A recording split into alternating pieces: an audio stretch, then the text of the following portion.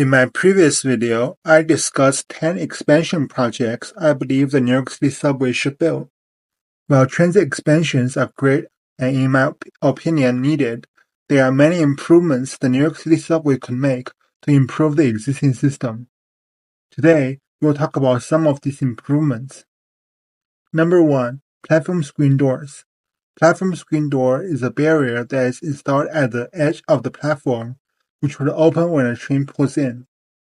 It is seen in transit systems in many cities around the world, including on the AirTrain at JFK Airport. Platform screen doors could prevent people or items from falling onto tracks, making it safer to be on the platform, especially when the station is crowded. However, there are some challenges that make it difficult for the MTA to install them on the New York City Subway. First of all, since many of the stations are decades or even centuries old, the platform structure is unable to support the installation of platform screen doors. Another challenge is that on some lines, there are different fleets of trains with a different door location, which would also make it hard to install platform screen doors. But that is not an excuse to not install them. According to the MTA, 128 of the 472 stations in the system are feasible for platform screen door installation. Though this only makes up 27% of the stations in the system, it is not a small number. The MTA could start with a pilot program and start with some of the busiest stations where platform screen doors are the most needed. Afterward, it could be installed at more stations. In fact, the MTA has started testing platform barriers, but I don't think that they would be as effective as preventing items or people from falling onto the track. Number 2. Signal systems. The New York City Subway is old, and so is its signal system. The decades-old signal system has prevented the MTA from running trains closer together. The good news is that the MTA is planning to replace the old signals with CBTC across the system. The Flushing, Canarsie, Culver, and Queens Boulevard lines have already installed CBTC. The Crosstown line is currently undergoing work to install it, and work is underway to bring it to more lines. CBTC will allow more frequent and reliable service. It will be a great improvement to the subway service in New York. Number 3. Fleet upgrades. The New York City Subway still has many decades-old subway cars running across both divisions. Older trains may be less reliable and will not be suitable for CBTC signaling. The good news is these older fleets are fading out and newer trains are coming to replace them. The R46 will be replaced by the R211s, while the R62s will be replaced by the R262s. These new trains will be more reliable and include various modern features.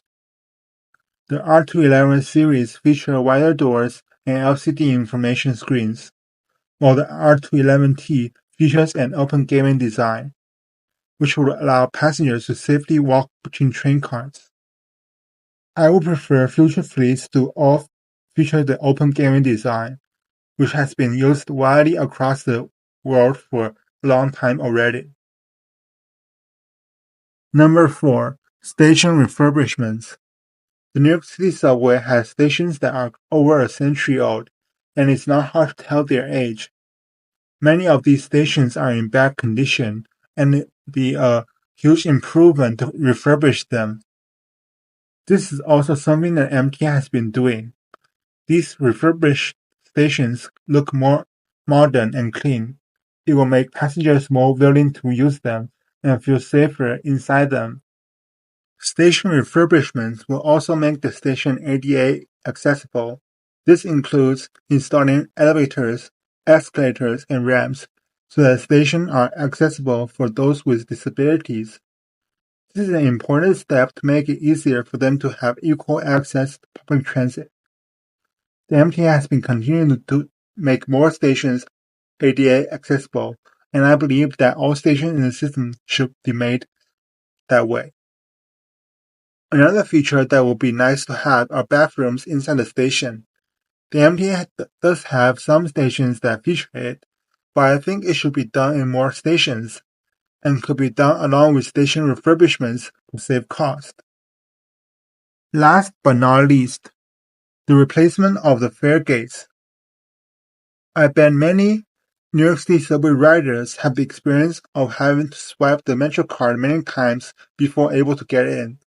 Now this may not be that big of a problem since Omni has been introduced, but the existing turnstiles in the system does have other issues, such as being easy for fare invaders to jump across and inaccessible for wheelchairs. The good news is that the MTA has started to replace them, piloting new fare gates in various locations throughout the system. These fare gates are wider, which benefits those with a disability and makes it easy for passengers carrying a suitcase. Though I have noticed that people have found new ways to skip the fare with the new fare gates, so I do think the MTA should test multiple types and choose the best one to push across the system. And that is the short list of improvements I think the MTA should do for the subway. These are just some of the improvements that I have in my mind, and feel free to add more in the comments. While these improvements are beneficial, also check out this video to learn about the 10 subway extensions I think New York City should build, which will expand the reach of the subway system to more residents. Thanks for watching, and I'll see you in that video.